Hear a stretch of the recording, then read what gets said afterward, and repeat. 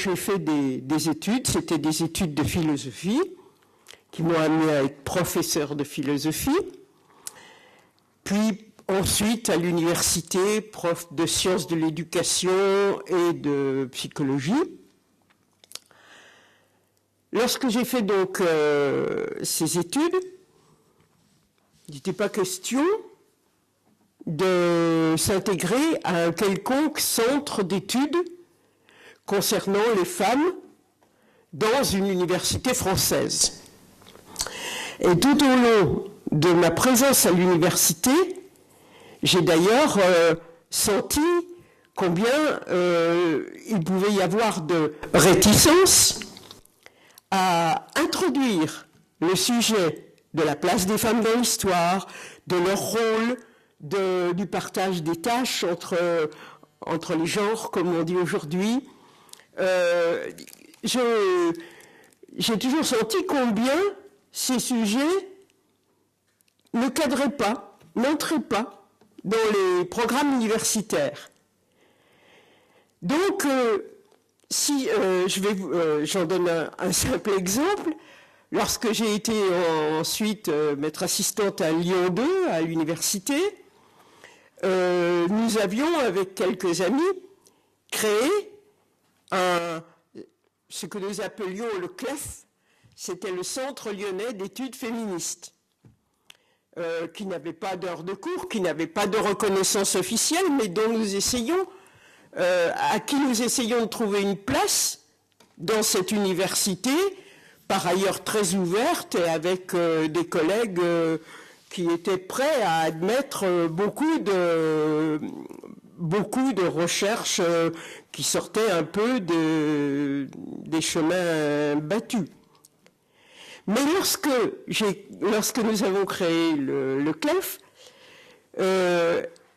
j'ai trouvé pendant les 5 ou 6 ans qui ont suivi, où j'étais encore dans cette fac, plein de mes collègues masculins n'arrivaient pas à dire Centre lyonnais d'études féministes.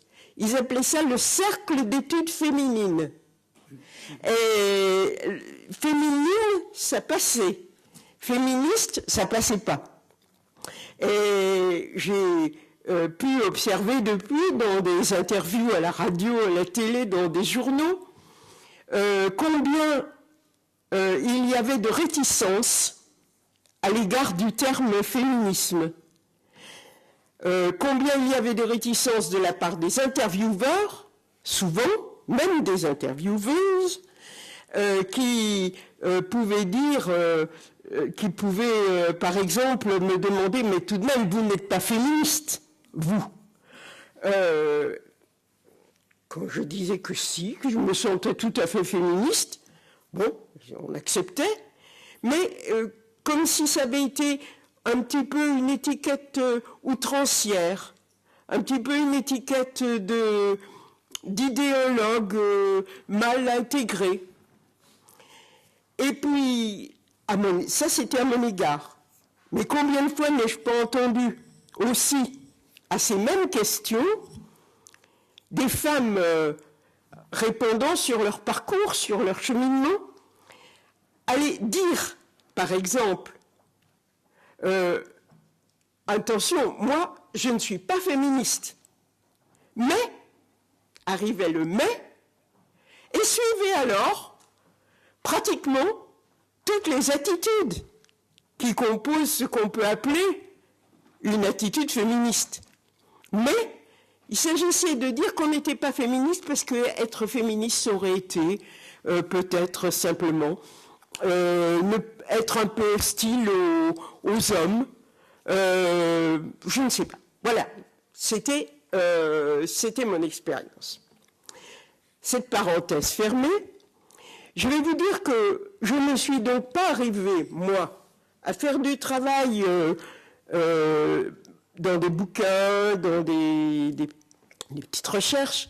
Je n'y suis pas arrivé spécialement par la voie universitaire, par la voie de l'occupation d'un poste qui aurait été défini comme un poste d'études féministes, Mais j'y suis arrivée simplement parce que ça m'a paru très vite une des nécessités de ce qui était l'essentiel de mon existence, c'est-à-dire l'action militante. Je crois avoir un comportement caractériel assez accusé d'active. Et donc, pendant longtemps, j'ai vraiment mené au moins autant une existence militante qu'une existence, si vous voulez, de professeur, de mère de famille, etc. C'est-à-dire que l'activité militante me prenait beaucoup de temps. Ça a commencé par le syndicalisme étudiant à l'UNEF, ensuite ça a continué dans le syndicalisme enseignant, ça a continué dans les groupes qui ont été à l'origine, sur le plan politique, dans les groupes qui ont été à l'origine du PSU, Parti Socialiste Unifié, dont pour vous en faire souvenir, ou pour ceux qui n'ont pas l'âge d'avoir des souvenirs, quelques têtes pensantes de ce PSU ont été par exemple Michel Rocard, Mendes France et beaucoup d'autres très, très bien. Et aussi, dans le même temps, j'ai milité beaucoup dans la vie associative. Il y avait les parents d'élèves, bien sûr, des choses comme ça. Et puis il y avait aussi, très vite, parce que ça c'est ma vie de femme qui a rencontré ça, le planning familial, et puis, après, d'autres mouvements qui se situaient dans la continuité de ça. Donc, c'est dans cette vie militante que j'ai éprouvé un jour, vraiment, petit à petit, le besoin de mûrir un petit peu, de creuser quelle était la place des luttes des femmes, des mouvements des femmes dans l'histoire. Et donc, après avoir milité beaucoup au planning familial, après avoir créé un mouvement qui était lié au MLAC, Mouvement pour la liberté de l'avortement et de la contraception, et comme j'habitais Saint-Étienne, j'avais créé à Saint-Étienne un mouvement qui s'appelait le GLACS,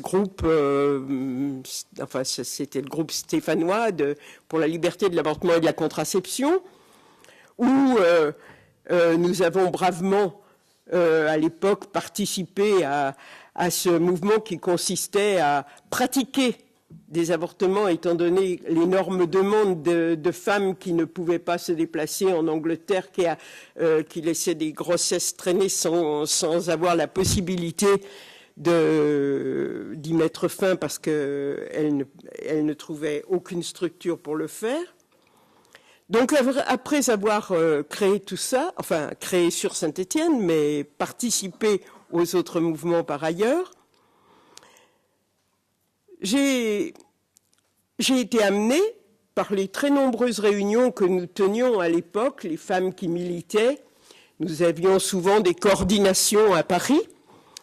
Et dans ces coordinations à Paris, j'ai été amenée à connaître comme ça, petit à petit. Moi, je venais de ma province et j'écoutais beaucoup les femmes qui étaient un petit peu les têtes pensantes du mouvement des femmes à l'époque. Et c'était l'époque où ce qu'on appelait le mouvement des femmes commençait vraiment à se créer en tant que mouvement des femmes. Bien sûr, derrière nous, nous avions la référence sur le féminisme de Simone de Beauvoir, avec son deuxième sexe. Je viens de sortir un bouquin sur Simone de Beauvoir, donc c'est pour ça que je l'amène habilement pour pouvoir vous le vendre. Mais j'espère que vous y reviendrez. Et donc, je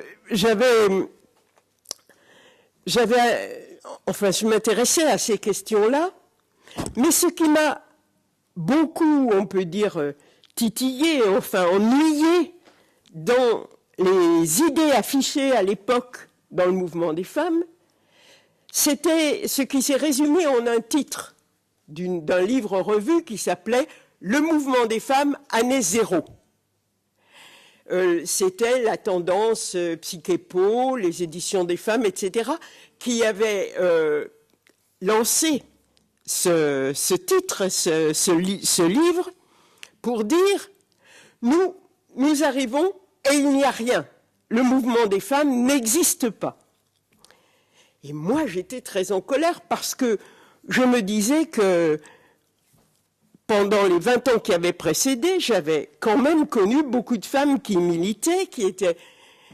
Et je me disais que sur le sujet que je connaissais un peu, qui était cette liberté de contraception et d'avortement, je me disais qu'il y avait quand même une histoire relativement riche dans un pays comme la France, une histoire relativement riche de combats, de sanctions, de peines, etc. Et j'ai donc, je me suis dit, il faut arriver à initier un petit peu ce qui serait une histoire des femmes.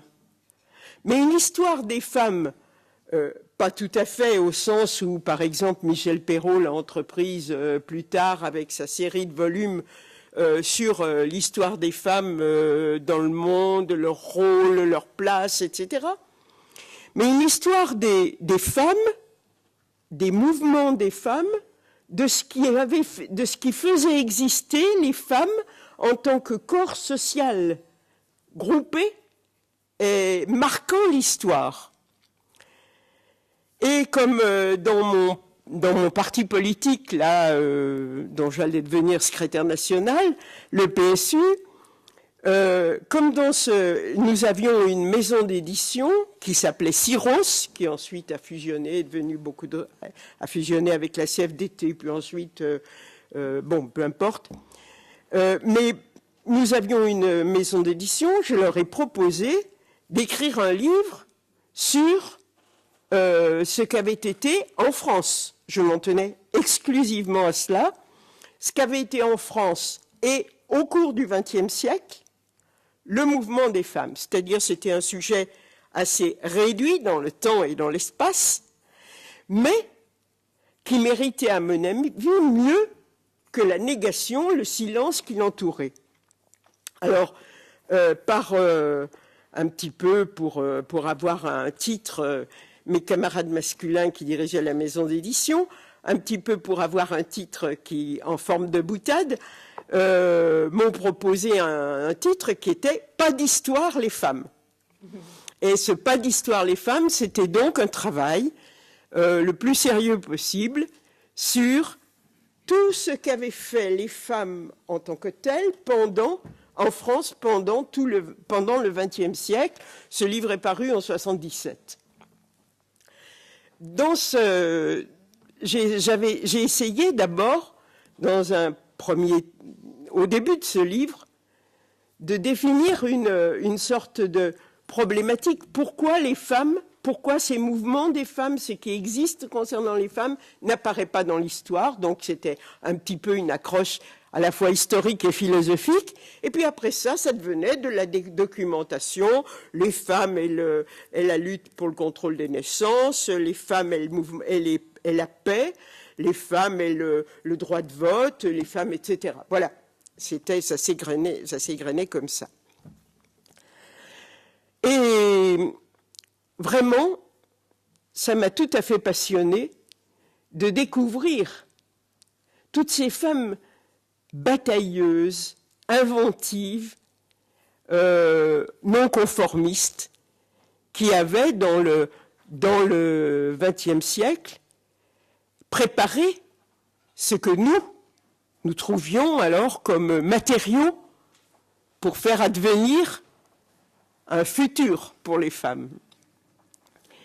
Et lorsque j'ai découvert dans ce qui était alors une toute petite bibliothèque qui était située en haut de la mairie du 5e, en face du Panthéon, qui était la bibliothèque Marguerite Durand, qui aujourd'hui a des locaux beaucoup plus vastes et qui est une bibliothèque tout à fait respectable aujourd'hui, mais c'était un tout petit centre d'études vraiment minuscule.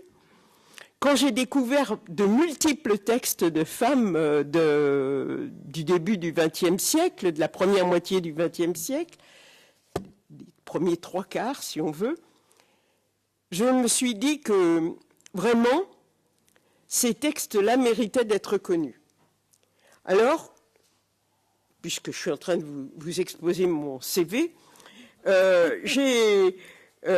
j'ai décidé de créer, toujours dans la même maison d'édition chez Syros, une petite collection qui avait ce format, qui était une collection qui s'appelait Mémoire des femmes, et qui était faite pour publier soit des textes inédits de femmes qui avaient milité dans le mouvement des femmes, soit de textes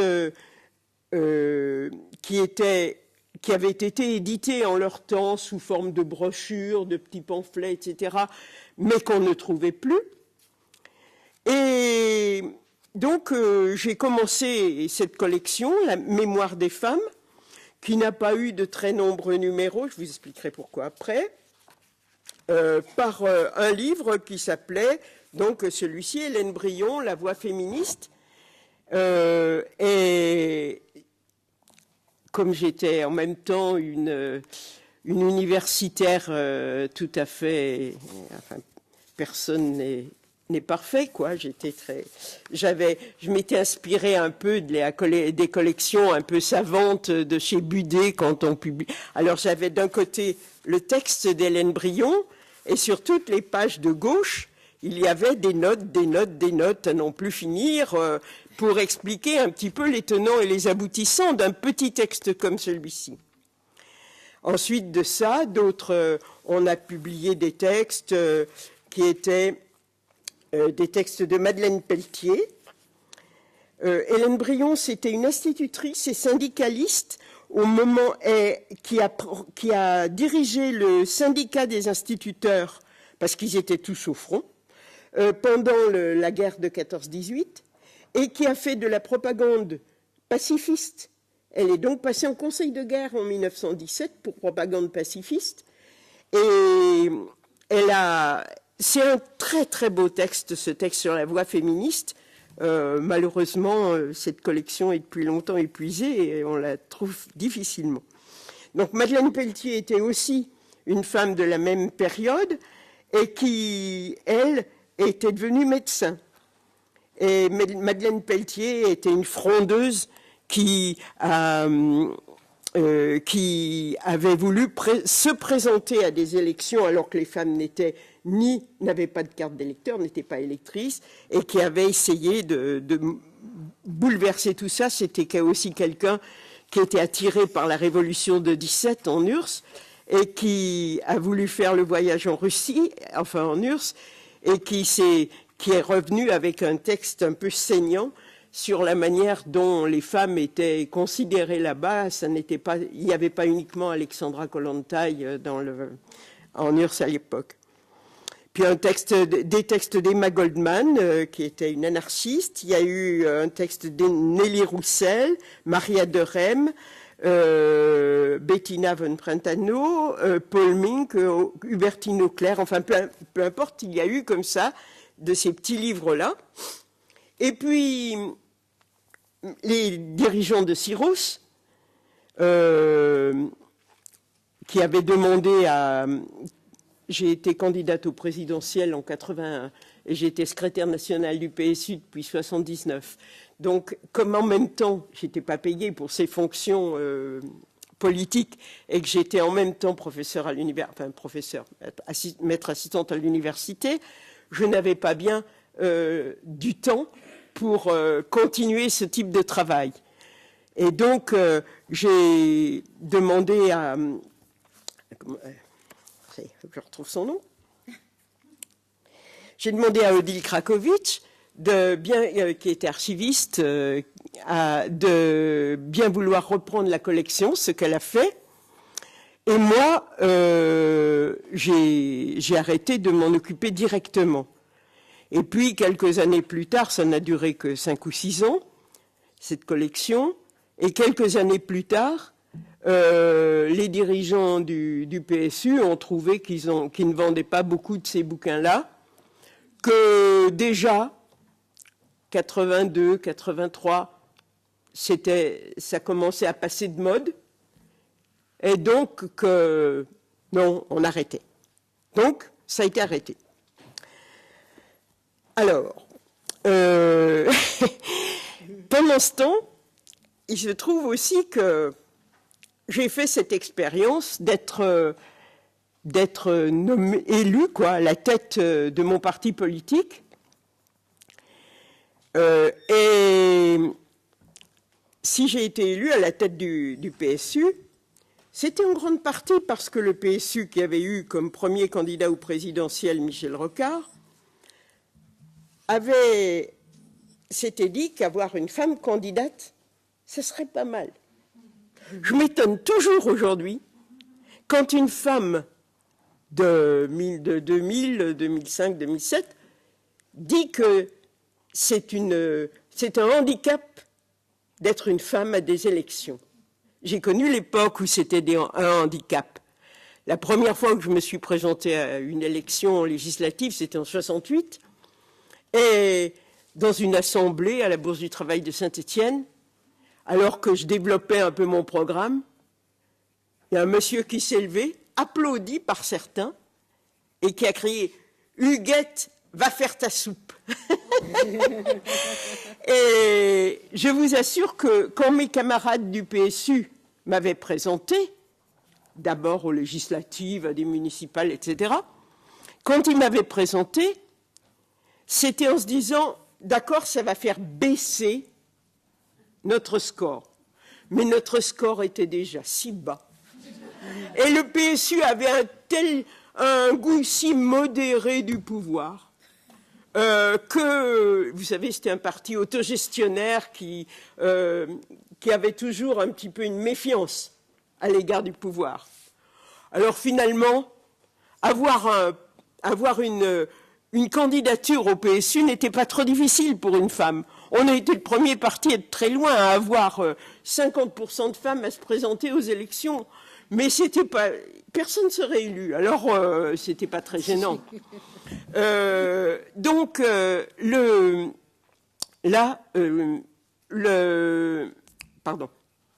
PSU m'a cependant demandé, parce que c'était 20 ans plus tard que ces débuts-là, petit à petit, on s'est rendu compte que c'était un sacré atout.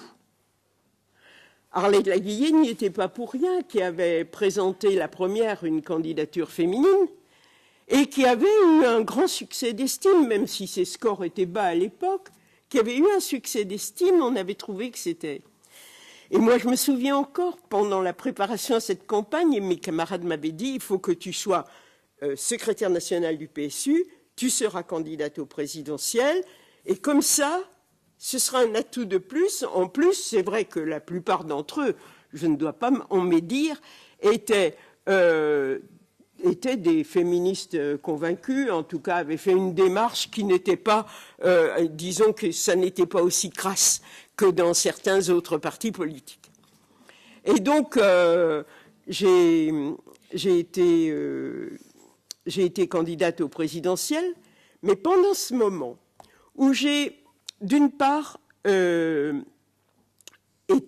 été nommée à la tête du PSU, puis nommée comme candidate à la présidentielle, je crois que je n'ai jamais autant souffert, non pas d'être combattue, mais de la manière dont on me considérait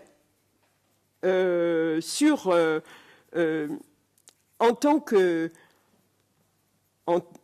responsable politique, parce qu'il y avait des sortes d'atavismes, quoi, qui faisaient que, eh bien, on imaginait que c'était très bien d'avoir une femme pour porte-parole. C'était vraiment un atout de plus. Mais c'était porte-parole. C'est-à-dire que la parole se fabriquait ailleurs. C'était les bons penseurs, et moi je tremblais toujours, il y avait au PSU, non seulement Rocard, mais il y avait pas mal d'énarques, pas mal de gens, des économistes, des gens très, très forts. Et moi, j'avais toujours l'impression d'avoir un langage trop simple, trop direct. Bien sûr, j'étais une universitaire, mais une universitaire, pas de haute volée, quoi, si on veut. Hein. Et donc, j'avais vraiment cette impression-là que mes camarades me donnaient un pouvoir, parce que c'était très bien pour le parti, mais qu'on ne me faisait pas une confiance absolue. Et j'ai été désignée à ce poste en janvier, et pendant le mois de juillet qui a suivi, j'ai écrit un autre livre, un petit bouquin, qui s'appelait « Un coin dans leur monde », titre encore voulu par Syros, « Un coin dans leur monde », vous voyez le jeu de mots sur « coin ». Un coin dans leur monde qui était, que je voulais moi intituler « Le mal des femmes en politique ». Parce que je ne me plaignais pas du tout de la place qu'on leur faisait, mais du manque de confiance, oui, qui existait à leur égard.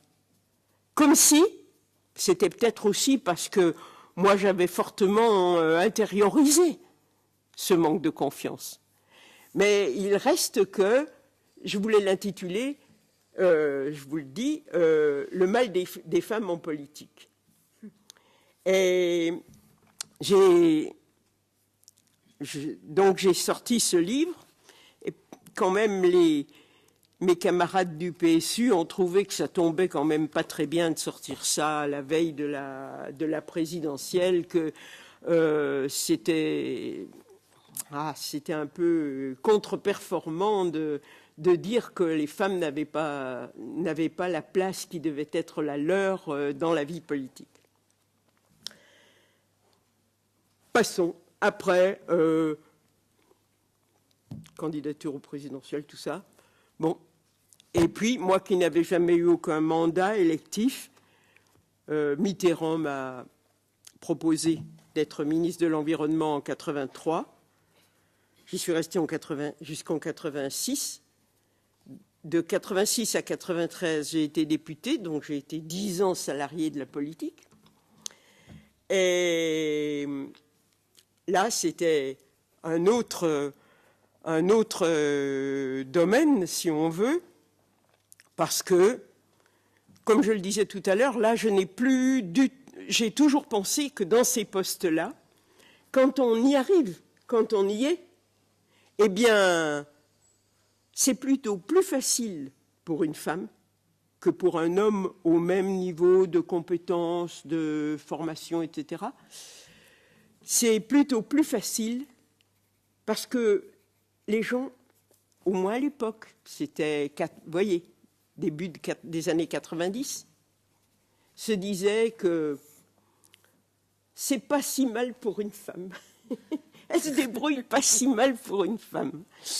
Et bon, il suffit d'en jouer, il suffit d'en rire un peu, et on peut avoir toute sa place dans ces conditions-là. Donc voilà un petit peu ce que j'ai fait. Mais dans ces années, depuis le moment où j'avais publié ce livre-là, avant l'élection présidentielle, jusqu'à la fin de mon ministère, je n'ai rien écrit, rien publié parce que j'avais trop de travail. Et que vraiment, je ne voyais pas comment je pouvais entreprendre ce travail que je trouve le travail royal qui est le travail d'écriture. Écrire, c'est vraiment, à mon avis, un acte, c'est quelque chose d'assez paradoxal. C'est l'acte le plus solitaire et le plus social et le plus collectif qui soit. Vous le faites seul, à votre rythme, vous aimez, en général, il vaut mieux aimer, vous aimez écrire, Et vous vous faites plaisir, même si certains jours, ça n'est pas facile. Mais vous vous faites plaisir. Et puis voilà qu'en même temps, ce lecteur à venir auquel vous pensiez de temps en temps, mais de façon fugace, quand vous écriviez, ce lecteur est là et ça circule, ça partage. Alors je vous dis très franchement, mon émotion, lorsque souvent j'ai rencontré des lecteurs, des lectrices qui m'ont dit combien, s'ils aimaient, s'ils partageaient, s'ils n'étaient pas d'accord. Mais je vous dis, c'est vraiment une vie idéale de pouvoir écrire. Et donc,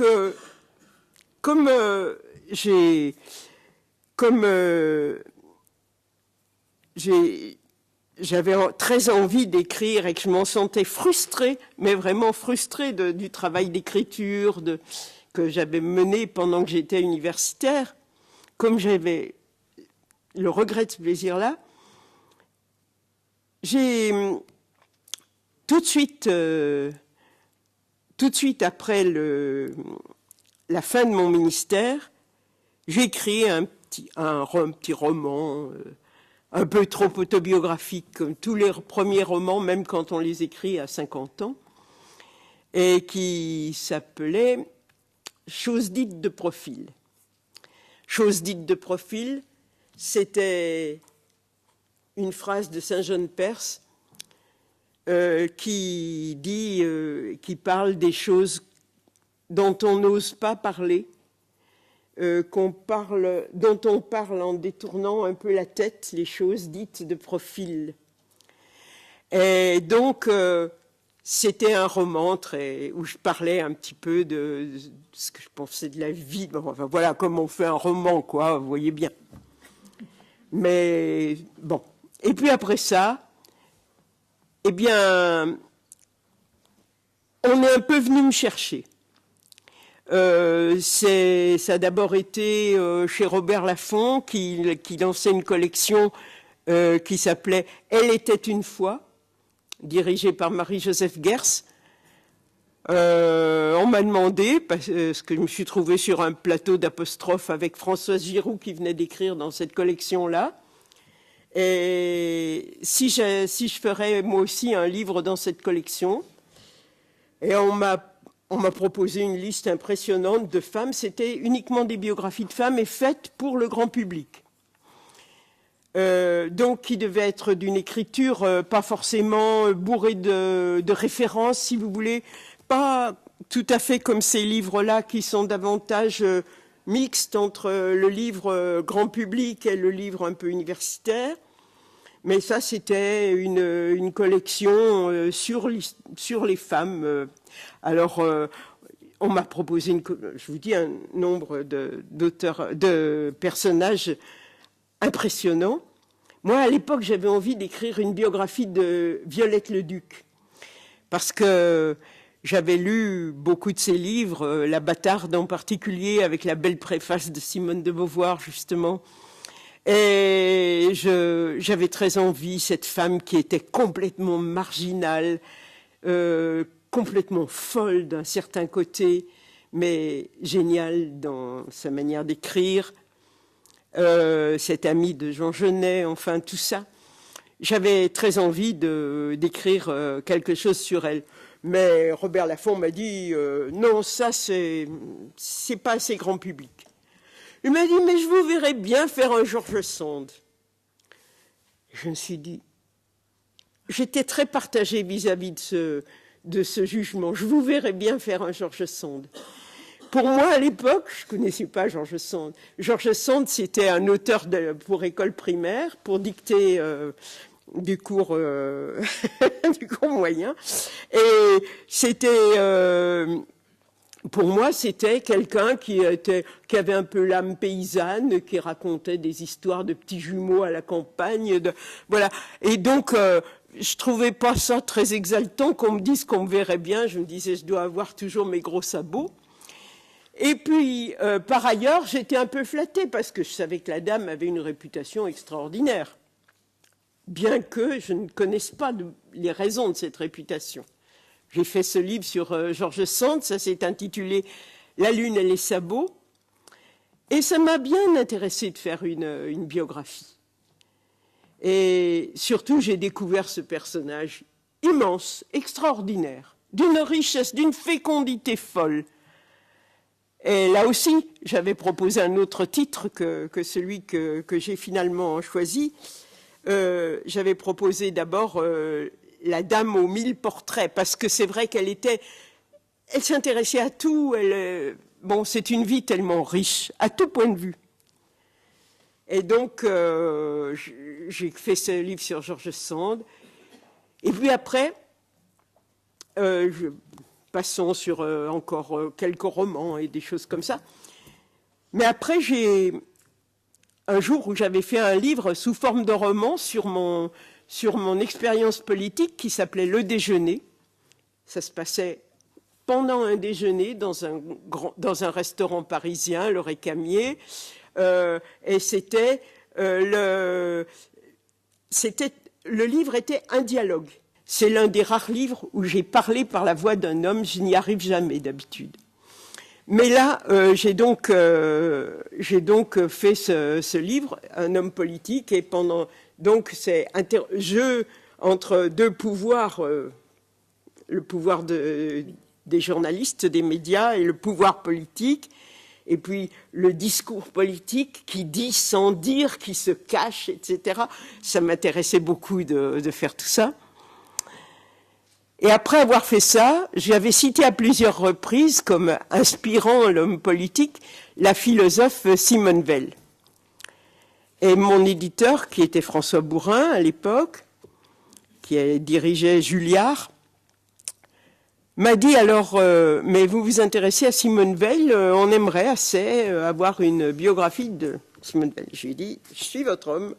Et je vous fais votre Simone Veil parce que ça me passionnait.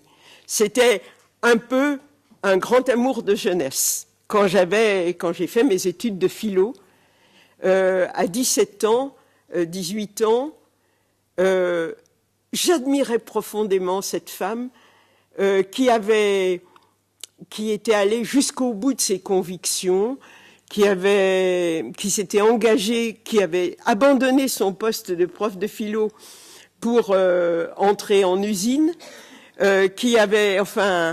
c'était quelqu'un que j'aimais beaucoup. Et donc, j'ai fait ce livre dont j'écris au début, ce n'est pas une biographie parce que je tenais à parler surtout à partir des textes de Simone Veil. C'est vraiment une philosophe de grande qualité avec des textes d'une très haute valeur. Et ça m'a beaucoup plu à faire comme biographie parce que c'est vraiment un portrait à travers des textes. Et les livres, après, quand j'ai choisi de faire des biographies, ça a presque toujours été des portraits à partir des textes d'un auteur, même si, évidemment, je connais à peu près le déroulement de la vie de cet auteur. Alors, j'ai écrit comme ça, je sais pas, plein. On a écrit sur Agatha Christie, voilà, Madame l'angliciste. J'ai écrit donc sur Agatha Christie. Alors là, c'était beaucoup plus cool parce que quand je prenais le samedi ou le dimanche un roman d'Agatha Christie, alors je commençais par crayonner parce que quand je faisais ça, j'avais quand même d'autres activités. C'était pas uniquement cette activité-là. Donc c'est souvent de la même manière que le George Sand, je l'ai écrit dans mes trajets de député entre Paris et Besançon et Montbéliard, qui étaient les endroits où j'étais député. Alors, dans le train, comme ça, j'ai avalé les 25 volumes de la correspondance de George Sand, ses 90 romans, etc. Et Agatha Christie, alors c'était du gâteau. Parce que Agatha Christie, je prenais un roman comme ça, un roman par semaine, et chaque fois, je commençais, je vois aujourd'hui, quand je reprends ces livres-là, je vois comment je les lisais. Parce qu'au début, ils sont barbouillés de marques, de petites notations pour sortir des choses sur Agatha Christie. Puis au bout d'un temps, je suis très bon public, et je me dépêchais, j'y allais au bout pour savoir quand même qui avait tué. Et là, c'était autre chose. Mais vous savez, Agatha Christie, c'était pas n'importe qui non plus. C'était une vie riche aussi. C'était une femme qui a osé, alors qu'elle était plus toute jeune, épouser et qu'elle venait de divorcer de son premier mari, qui a osé épouser un homme de 15 ans plus jeune qu'elle, ce qui n'était pas très bien vu dans son milieu. C'est une femme qui a passé 6 mois de l'année pendant qu'elle était avec ce second mari archéologue à Petra, dans le Moyen-Orient, à faire les fouilles avec lui. Ouais, c'est pas mal. Moi, je trouve que c'est quelqu'un de tout à fait respectable. Et puis j'ai dû écrire. On peut regarder. J'ai écrit quelque chose. Ah oui, ça c'est aussi une commande d'éditeur. Un éditeur qui voulait faire un livre, qui voulait faire une collection. C'était Marenzel, alors qu'elle était chez Kalman Levy, qui voulait faire une collection sur les familles de créateurs. Alors, elle avait demandé à quelqu'un de faire les Mann, Thomas Mann, les autres, etc. Elle avait demandé, elle avait donné des commandes comme ça. Et moi, elle m'avait proposé, dans les noms qu'elle m'a proposés, j'avais beaucoup aimé l'idée de faire quelque chose sur la famille Renoir. Peintre, cinéaste, directeur de photographie, etc. Tous les Renoirs. Et bon, voilà ce que j'ai. Donc j'ai fait ça. Après ça, d'ailleurs, les autres à qui on avait commandé n'ont jamais donné les textes, ce qui fait que c'est resté le seul de cette collection. Peut-être qu'il s'est pas bien vendu, je sais pas. Et puis j'ai fait sur Elsa Triolet, sur Nathalie Sarraute, sur Simone Signoret. Oui, je crois que je sais à peu près. Alors, je vous dis tout ça pour vous dire que, après ma période militante concernant les femmes, et tout en faisant de temps en temps des exercices un peu comme cet après-midi sur les questions qui concernent les femmes, je suis quelqu'un qui est tout à fait retiré du mouvement actif, de la politique, du mouvement des femmes, etc. Et je trouve que je me livre avec grand plaisir à ce que je sais à peu près faire, qui est l'écriture. J'ai été un petit peu... J'ai pas aimé tout à fait le mouvement qui s'est développé pendant que j'étais députée et qui consistait à se battre à l'Assemblée nationale, au Sénat, exclusivement ou presque, je ne dis pas ça pour des femmes comme Yvette Roudy ou d'autres qui ont beaucoup travaillé, d'abord c'était leur fonction même dans les postes occupés, sur les problèmes des femmes en général. Mais les femmes politiques avec qui j'ai eu l'occasion de travailler en groupe ont beaucoup travaillé ces années-là sur la parité. Et c'était sans doute une question importante. Et je pense qu'il y a eu beaucoup de succès dans ce domaine. Mais très souvent, j'avais l'impression que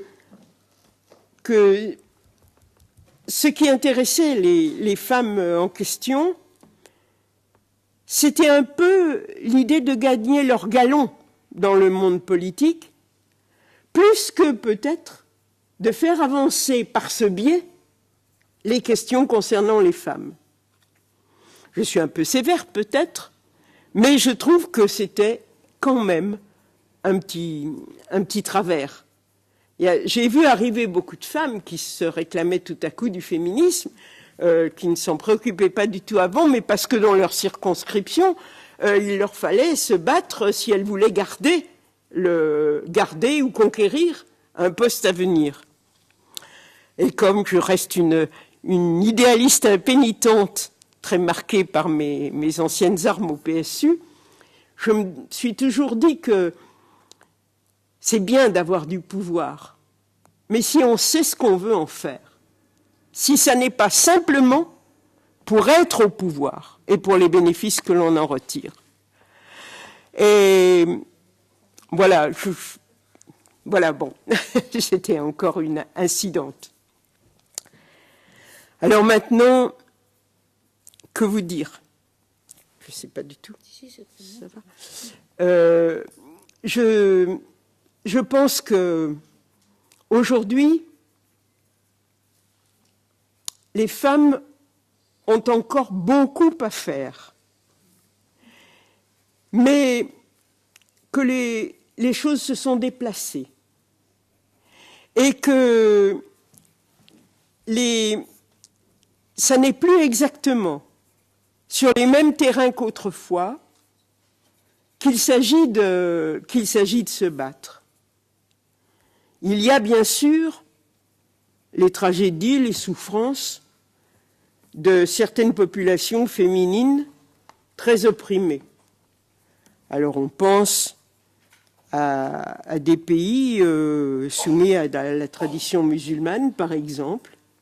On pense à d'autres pays où l'excision demeure.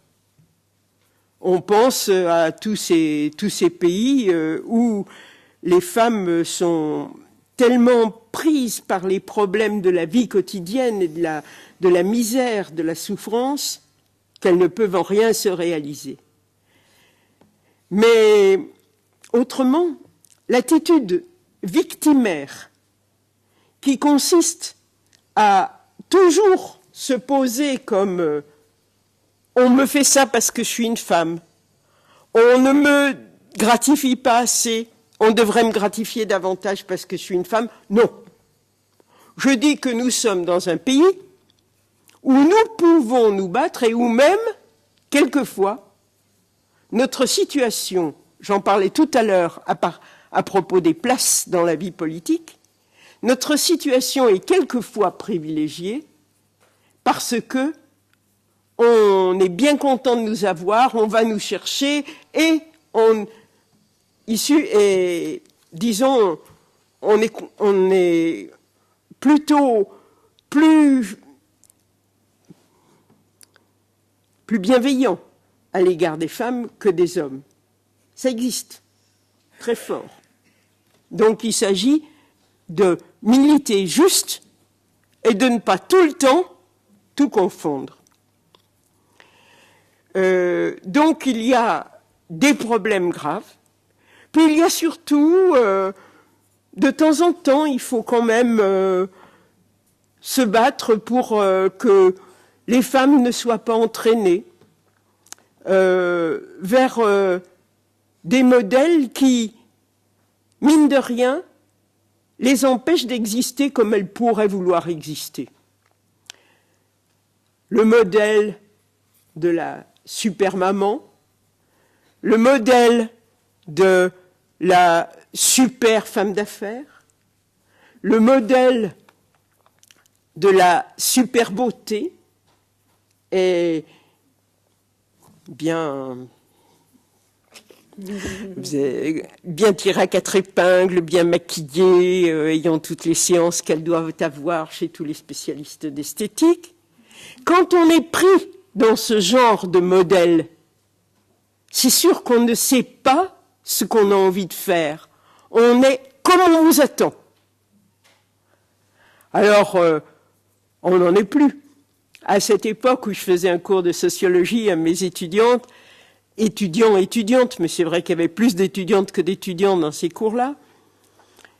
J'ai toujours fait, quand j'étais en psycho, en sciences de l'éducation, je faisais toujours des cours, d'autres cours aussi, mais je choisissais toujours un sujet ou deux par an sur les femmes, l'éducation des filles, la femme dans la publicité. Je me souviens toujours de ces analyses de messages publicitaires que je faisais à l'époque, alors où, par exemple, on voyait une femme, le corps à moitié tourné dans une porte ouverte, elle passait la tête d'un côté, elle avait encore, donc elle passait la tête dans une pièce, elle avait encore le reste du corps dans la cuisine, et la pub disait « PEC vous sort plutôt de votre cuisine. Mais c'était pas pour aller lire, c'était pas pour aller se distraire, c'était pas pour aller au bistrot avec des copines. Bien sûr que non. Il vous sort plutôt de votre cuisine, mais l'autre pièce, c'était la chambre d'enfant et l'autre obligation qui vous attendait. Alors, bon, il y avait tellement de quoi dire dans tout ça que je me suis souvent régalée à faire quelques études de la publicité, de la sociologie sur ces sujets-là. Je crois qu'on en est plus tout à fait là, mais il y a quand même encore des modèles qui persistent et peut-être des jeunes qui sont un petit peu rabaissés, ramenés à quelque chose qui n'est pas leur liberté par l'existence de ces modèles et leur continuation. Mais ce que je pense que je garde très, très chevillé au cœur, ce que je disais dans mon premier bouquin là, sur Pas d'histoire les femmes. C'est-à-dire que, par exemple, sur le travail des femmes, sur la liberté de la contraception, il ne faut jamais confondre ce qui émerge dans un mouvement des femmes publiques, avec des manifestations, avec des écrits, etc., et le mouvement tenace souvent, assez silencieux, et qui ne demande qu'à être fédéré, de femmes qui se battent pour garder leur emploi ou pour obtenir une promotion ou pour avoir les moyens contraceptifs nécessaires, etc. Je veux dire, il y a le mouvement des femmes tel qu'il apparaissait au moment où je vous disais des féministes écrivaient mouvement des femmes année zéro, mouvement des femmes qui apparaît à l'extérieur, et puis le mouvement qui fait qu'aujourd'hui, heureusement, j'ai une petite fille qui a 22 ans, ni mes filles, ni mes petites filles n'ont eu à vivre ce que moi j'ai vécu, et aucune d'elles n'aurait accepté ce qui m'a abasourdi, mais ce que j'ai quand même reçu dans les gencives un jour où je demandais, j'étais agrégée de philo et j'avais une place libérée à Saint-Étienne en classe de prépa, donc je pensais pouvoir tout à fait être le prof. Et le proviseur du lycée m'a dit « Non, madame, jamais je ne donnerai ce poste à une femme, parce que les femmes, elles tombent enceintes. À votre âge, vous pouvez avoir des enfants. Non, pas question que vous ayez ce poste. » Et ça m'avait laissé assez sans voix. Heureusement d'ailleurs que ça m'a laissé sans voix, parce que j'étais prête à lui dire « Mais je vous assure que je ne ferai pas d'enfant l'année qui vient. » Mais ni à la génération de mes filles, ni à la génération de ma petite fille, je ne vois de possibilité d'avoir à réagir à ce type de choses. Peut-être allez-vous me dire le contraire. Mais voilà. Donc je dis que les choses ont beaucoup évolué. Et ce qui les a beaucoup fait changer, et ce qui aurait fait changer d'ailleurs la réflexion idiote de ce proviseur, c'est justement la liberté de la contraception. On change complètement d'attitude à l'égard du travail quand on sait qu'on pourra mener de front, parce qu'on pourra en choisir la date, le nombre, maternité et travail, maternité et carrière. Bien sûr, si on a aujourd'hui encore une énorme famille nombreuse, encore que. On a connu, comment s'appelait-elle, Madeleine Rebériou, avec sa flopée d'enfants et l'universitaire de haut vol qu'elle a été. Mais on peut difficilement concilier certaines activités. mais je crois que aujourd'hui, les femmes ont le moyen de tenir davantage leur vie en main et de se battre, même sans forcément être des grands leaders féministes. Donc, je me réjouis d'avoir été une de celles qui, dans ces générations qui ont précédé, ont participé à faire évoluer ces choses. Ce n'est pas fini du tout, mais on peut maintenant dire les choses avec beaucoup plus de tranquillité. On est moins dans la souffrance, dans l'oppression, où sont encore un certain nombre de femmes dans le monde. Voilà.